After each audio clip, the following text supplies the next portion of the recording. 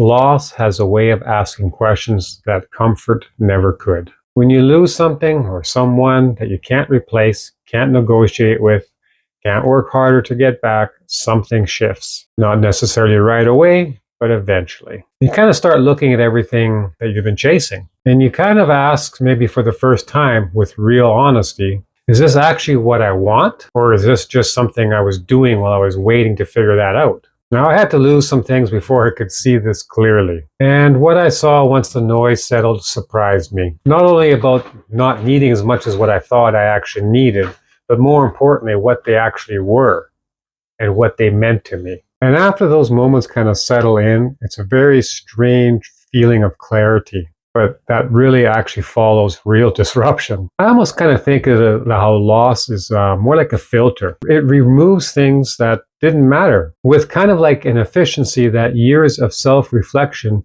couldn't even manage. You know, the things you were worried about before, you know, a lot of that stuff, they just stop mattering, at least start mattering on the same level. Not automatically because I decided that they didn't, but because something larger came along and made that decision for you. It's like grief is a bit of a brutal editor in your life. It kind of cuts everything that isn't essential. And what's left, once you look at it clearly, is usually much simpler than the life you were living before. This is something I've been really profounding with. You know, and I think what really happens is, what for myself in particular, when I start looking back, I start realizing all the things that I thought the version of success would be. It's always based on the future. It's never really based on the present moment. It is literally based on achieving something at the next level, getting to this level. What are the steps? How do I get there? It's always in the distant future. You know, needing the more income, definitely the more security. You know, in some forms, I guess even the more status that you think you need. Definitely something more to show for the time you spent. And more importantly, the time you're spending because you're aggressively spending this time. It's usually not relaxed moments in your life. You're working very hard. You're always pondering. You're always thinking. You're always planning ahead. You know, you're taking pride in what the life should look like. You know, and from the outside, it looks like you've got something going on. You've got this, it's always looking at the outside. You're looking at the outer picture. You're never looking internally. You're always looking beyond. It's always the step ahead. And I often use this expression, you know, the goalpost moves. You know, it's like chasing the rainbow. You start getting closer to it, it starts to disappear, and it's a little further ahead. It's over just that next mountain peak. And it's always that underneath kind of on-burning restlessness. You always feel this sort of not at ease sensation. You know, it's like that sense you haven't quite arrived yet. You're always, you know, you're seeing it. You're starting to see the path. Okay, put a little bit of more overtime in. Yeah, let's do this. Let's kind of get more going, you know, figure this particular angle out. I got to work harder. Maybe don't take that day off. Do this instead. That next little milestone, you know, it's getting closer and closer. I can feel it. You know, by the time I get there, I know this is the one. And as you're reaching to it, life changes. Something changes. That milestone now becomes another stepping stone to the next one. And always in the back of your mind when you're doing this, you feel like, okay, that one's going to do it. This one's going to solve it. That's going to be the perfect, that's where I need to be. That's going to be enough. This is the big word, you know, this is going to be enough. I'll finally reach that level. You know, and there's a particular kind of exhaustion that comes from chasing something you can't name. And it kind of moves on you as well. You keep moving because stopping feels like you're falling behind. It's failure. But you're not really entirely sure what you're racing towards. You have that milestone in mind, and you don't really know, you know, what you're going to do until you get there. And you're not there yet, but that's on the back of your mind. And this feels perfectly normal. I mean, it just feels like that's life. This is what human nature is all about. It just feels like, okay, yeah, well, you know, that milestone, it needs to change. It needs to be, the goalpost does need to be. It's all normal. And you get caught up in how the busyness of itself is the routine. It's kind of keeping you occupied. It keeps you distracted to ask the harder questions. Keeps you definitely distracted. You can't think of anything else besides, okay, yep, these are the steps I have to take to get to that milestone. And loss can take the rug right underneath from your feet for a moment. Loss can disrupt that pattern. And then in the quiet that follows from that, you can finally have time to sit with the questions, you know, you've been running and trying to outrun for years. And when you start looking at that, you start taking a little bit of that moment and you have for yourself, you can look at people in a different way and the relationships that you have with them. And definitely time. What is time all about? How do you absorb it? Which way is it going? What's the importance of it? I'm not saying loss made me wise. It didn't. But it made me honest in a way that comfort and success never quite managed. Because when something important, genuinely important, disappears, you suddenly know, without any other fact, that what's an actual, really what's important means to you. And you really can't you can't just undo that type of knowledge. In a way, it lets you rediscover yourself. A big part of that can come with age. And I think that's why it does come with age, because with age comes more loss. You're either losing family, you're either losing good friends, you're either losing parts of your health. You start experiencing stages of different types of loss that analyzes you in a different way. It makes you look at yourself in a different way. And I think it's, that combination with age and loss together, the things it can teach me. And in many essence, I don't think neither one of them could, teach a person that alone. It's that combination. And I kind of come back to a lot of times, I think it's all about wanting a little bit less.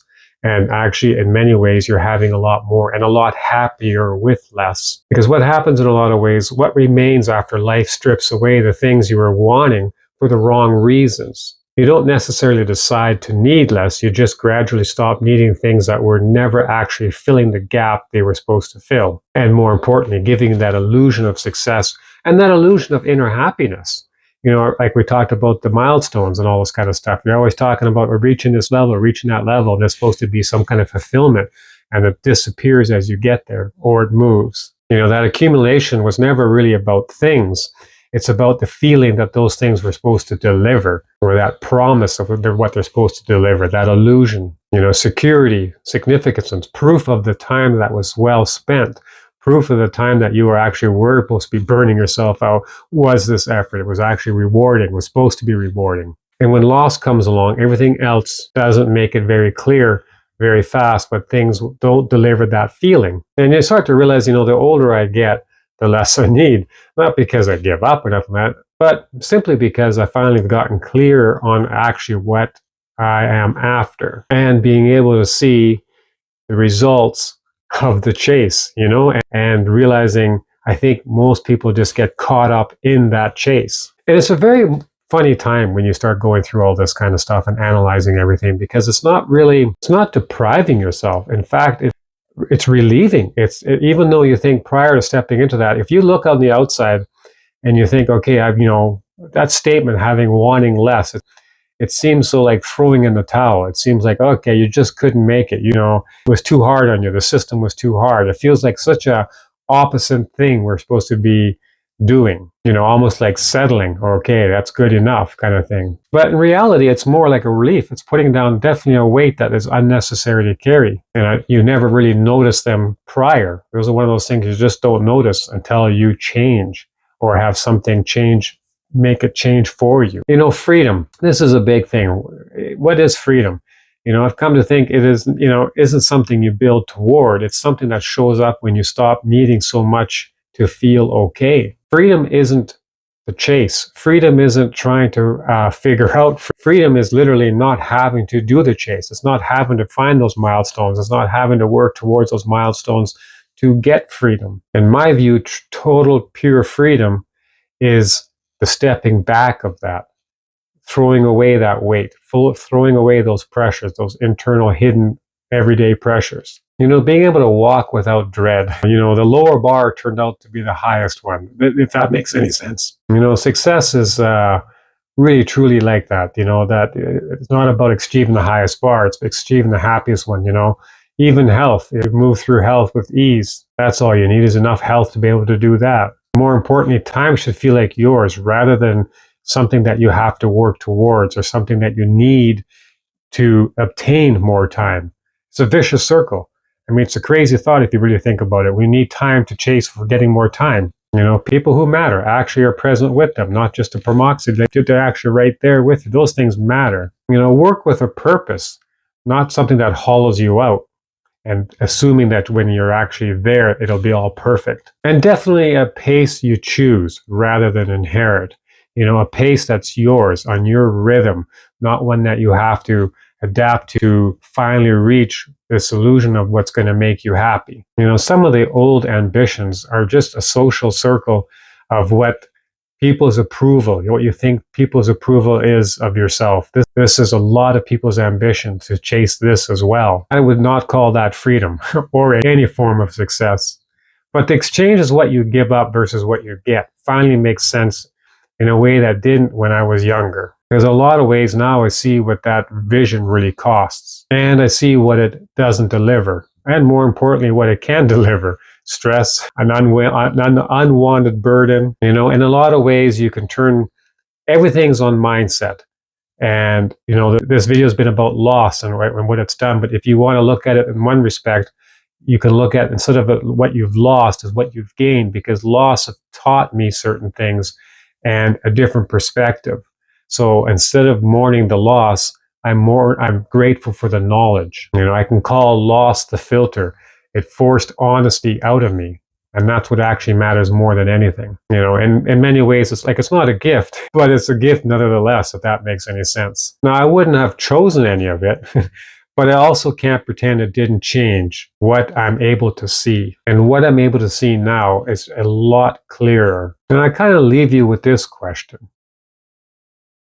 What would you need to lose before you get honest about what you actually need in your life? Because some people wait for loss to ask that question. And for some people, if they're paying attention, they ask it first. And if you're somewhere in the middle of your own reckoning, either with loss or with age, well, you're definitely not alone in this. I think many people are. And it's definitely worth knowing to look at it as a gift in many cases, not a burden. Having your eyes opened is always a very pleasant gift. I've often come back and asked, when you reflect on the past, when have you learned the most? Not when you were the happiest and the most excited. There were great, fantastic days.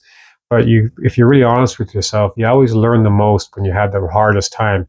You don't see it in the moment. You see it after the fact. Anyway, everybody, I just wanted to share that little moment with you. And if you like these types of thoughts, please leave comments and express your own versions. I would be greatly appreciated. And I'd like to engage with this kind of contents as well. So anyway, we'll hope to see everybody later, and everybody take care. Thanks again.